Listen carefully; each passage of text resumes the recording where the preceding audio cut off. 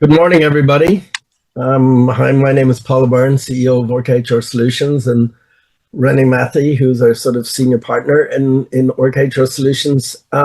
This is what's called our leadership in action, and it's a 15-minute where we have a discussion around topics that are very relevant to leaders today. And it's 15 minutes every Thursday at 9 a.m. Pacific. So today we're going to talk about emotional intelligence, and this is part of a four-way series around different aspects of emotional intelligence. So over the next 4 weeks, we'll be spending 15 minutes going into different aspects. And today we're going to talk a little bit about awareness and what are some of the cost of having emotional blind spots in leadership, maybe to even things like awareness. So, Renee, as you think about awareness, what comes to mind? Yeah, I mean, awareness is the choice point. As soon as you become aware of your emotions or how whatever you're experiencing as a leader is activating something in your system, ties you to a past, manager or leader, will impact the choice you can make in that moment. And so everything, I think, starts with awareness. And then sometimes, when things are not in your awareness and they come to the forefront and become part of your awareness, it's really hard to unsee things. So then you make different choices, which leads you to different actions. Yeah, and I think the whole sort of choice thing is really important because the things that we're not fully aware of somewhat control us, right? Yeah. And the more that which means we don't sometimes have the choices that we could have if we were aware of some of those things. I often link it to what I would call sort of unconscious incompetence, right? So, and it's sort of like you're unconsciously incompetent because you're not aware of this particular thing. And I think you said something very important there. When you do bring awareness to it, well, then you're what I call then now you're consciously incompetent. So you're now aware of those things, but that's really uncomfortable. Yeah. You know? Because you can be aware of it, but it doesn't mean you know what to do with it. Right. Yeah. Yeah, and we kind of use a structure that we will talk about over the next 4 weeks and kind of apply it. And it's what I called our 4 A's of conscious leadership. And the first part of that is awareness. And awareness is really sort of noticing how you respond to particular things. But you can notice it. And then the next part is what we call acknowledgement. Do you even take any ownership of that? Because there's a lot of people who say, oh, yes, I'm aware of that. I'm aware of this and stuff like that. And even though it may be impacting them, they're not choosing to do anything about it. And part of that, I think, is it's uncomfortable to do something about it, Yeah. I think one of the references that's helpful, and some people might be too young for this, but if you think of old vinyls or records, and there's grooves in it and the needle, right? And then it would skip out and kind of make that static noise. But a lot of our unconscious behaviors and actions fall back. We default to our fight flight response. And so we can get stuck in the groove. And so there is a level of intention that's not always easy. Simple but not easy, bringing awareness to whatever the behavior is or the emotion or whatever you're observing about yourself. You become aware of it, and it's not a matter of flipping a switch and it's like, oh, I'm not going to do that anymore. I'm going to do this, because when we're under stress, it defaults back to what we're used to, what we're conditioned into. So that's where the choice comes in too, is you're noticing it, but then understanding the mechanism of how our internal operating system works to put us back into that. Yeah, and when a manager or a leader sort of when they're unaware, what are some of the impact then that has on either the people around them? Yeah, so this has been such an interesting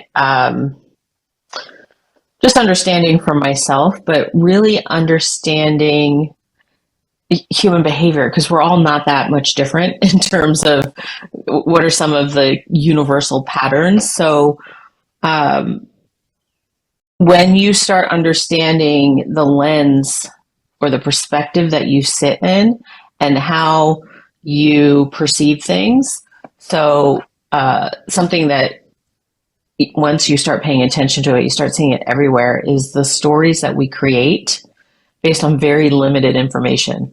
And what is in our consciousness, what did you say? Well, Conscious, you've got unconscious incompetence, which is when you're unaware, and then conscious. Now you're consciously aware, and that's when it's kind yes. of very uncomfortable, and that's when it's easy to Yeah. slip back into what you're saying. You know? Yeah. And so when you're in that conscious competence and you're not always, you can be aware of it, but it doesn't change the behavior. It's a practice. And so becoming aware is an ongoing thing. And it's not like you ever get to a place where you're always consciously competent. Like one of the biggest parts of my own journey was realizing like, oh, I figured this out in this business, but if I work in another business that similar things come up, but they're not exactly the same, and that default mechanism kicks in, or in parenting, or in personal relationships. So you can almost become fully aware about something and the way you respond to something in a particular situation. And then it's almost like you can become completely unaware again and unconscious. And I think it is, as you said, like, and this is the third of our forays of conscious leadership is kind of sort of taking some sort of action. And that's kind of like Mm-hmm. those practices. Yeah. Um, Mm-hmm. and then the last one then is realizing that, we kind of have to continuously adapt. So and then the fourth one is that adaptation. But, like going back to awareness is that sort of very first start and kind of just when I'm coaching leaders or working with leaders, I usually just say, okay, I don't want you to do anything. I don't want you to take any action. I just want you to notice. Notice. Yeah. Just notice. Mm-hmm. And Mm-hmm. and sort of notice, well, what are you feeling? What are you experiencing? Because part of it is it's such a big part of you, maybe even, some behavior you have that really doesn't get the best out of people. And so sometimes you just have to connect into that and notice it with curiosity and not judgment, you know? Yeah, the curiosity piece is such a big piece of it because the other thing I would add to that is oftentimes, I think when you start on this journey of self awareness, we can become really hard on ourselves. We don't give ourselves or other people enough grace, and we can take it so seriously, like everything else in our life. And so to bring a little lightness and kind of have fun with it and be Yeah, like, oh wow, there I go again, yeah, or exactly. um, yeah, Yeah, it's kind of like you're looking at it in the third person and sort of saying, "Oh wow, there he goes again," or why is that? I always sort of say, look down upon yourself and be curious. What's going on here? Why is that? And why are you sometimes behave this way towards that type of person and you don't versus another type of person? So just kind of, I say, come friends with it. yeah, yeah, You know, because I think that's one of the challenges that people have is because some of these behaviors, which they may not be fully aware of, or if they are aware and they're not taking any ownership of it, is because they are a big part of who they are, you know? yeah. I think in not taking it personally, which is easier said than done, but to be able to be objective. Exactly. But it's not easy, you know? No, Um, no. That's why the curiosity and element of like playfulness around it is really helpful to continue on that journey.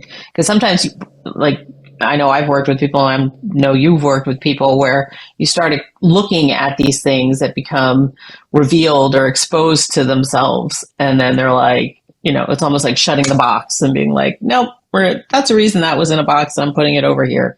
But the outcome and the result of being able to open the box and look what's inside is so much more rich and rewarding on the other side. Yeah, and I think, as you said, if you do it with a sense of playfulness and not a sense of judgment, Right. sort of, and I think the other big thing that, and I know you find this and I found this, that, a lot of people sort of think, oh my God, I'm the only one who has this sort of Yeah. issue or stuff like that, whether it be imposter, whatever it is. And usually when they realize, no, like I remember, working with a leader and he says, am I the only person that you're working up is so screwed up and stuff like that? And I said, no, I'm visiting sort of 3 of your colleagues in the next few hours. Yeah. And that gave them a lot of comfort, Yeah. It's amazing how our brain takes us there, because I've been doing this work so long that I forget, like I started there too. But you do feel like you're the only person, and there's 7 billion people in the world. Why do we feel like we're the only person that's going through this? Yeah. And I think once you realize that and you can come a little vulnerable to that, then I think it allows you to explore things you can take ownership or explore even action. Yeah. But if you're not willing to sort of like really engage and, as you say, open the box and look at it without judgment, sometimes it's difficult to move to action. It's like as you've had many of these conversations where if you ask somebody, like sometimes you're called in for a coaching situation or you're called in to work with somebody and they might have, behaviors that just get them in trouble, And then you say, are they aware of it? Oh, well, we've given them lots of feedback on that and stuff like that. And even though they've got the feedback, it's hard for them sometimes to make that change. And they know even some of the consequences of it, Why do you think that is? I mean, it's like you said, it's uncomfortable. Yeah. It's a really vulnerable space, especially I think when you're in a position of leadership. There's an expectation that not only you place on yourself, but others just societally, culturally place on you as the leader that's supposed to know. And so what's that saying? Like, awareness is half the battle. Once you can become aware, I mean, I think the first part is getting to a place where you can be objective. And I always tie everything back to like regulating your nervous system so you're not reactive to things. And it's so multifaceted in terms of, why are we like that? I mean, there's the way we're wired, there's the different experiences that we've had, there's conditioning, there's those past experiences that, we're wired to be protected. So we touch a hot stove when we're little and it's like, ooh, hot, I'm not going to do that again. The body doesn't know that much difference from, ooh, I made this choice and this particular manager or leader reacted that way. I'm not going to do that again. But that might be just the very thing that is needed in the new experience. So that's why I think understanding yourself, having awareness of human behavior, what kind of the universal mental models are, what the universal biases are and cognitive biases that are out there, is because we're all subject to all of them.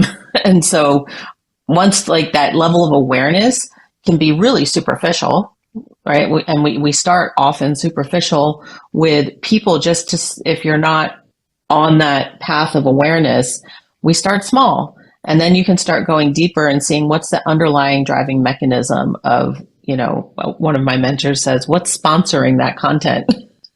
When we get into the inner critic, like who or what is sponsoring that? Is that an old pattern from childhood, from a parent, a teacher? I love that. Who's sponsoring that? And then also, how's it serving you? Right. Mm-hmm. Yeah, so I think that whole concept of what got you here won't get you there.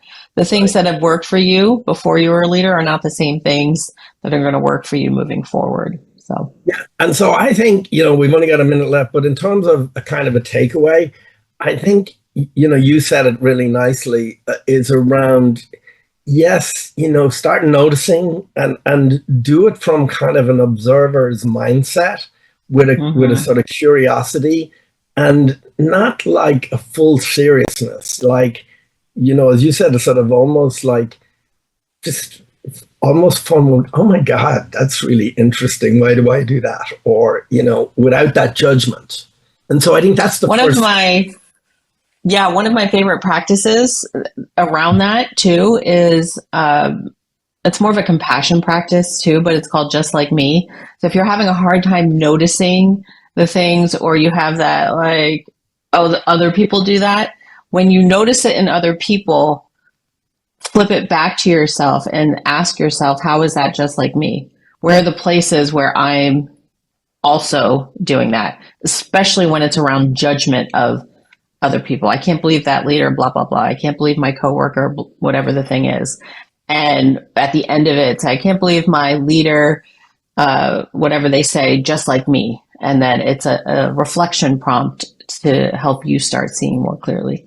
Yeah. So self-awareness is one of the first things of emotional intelligence. Over the next 3 weeks, we will talk a little bit about some of the other aspects, which is self-regulation, which we've talked a little bit about, but and then social awareness and social regulation, which be sort of the four things, and underlying motivation, which is the fifth aspect of emotional intelligence.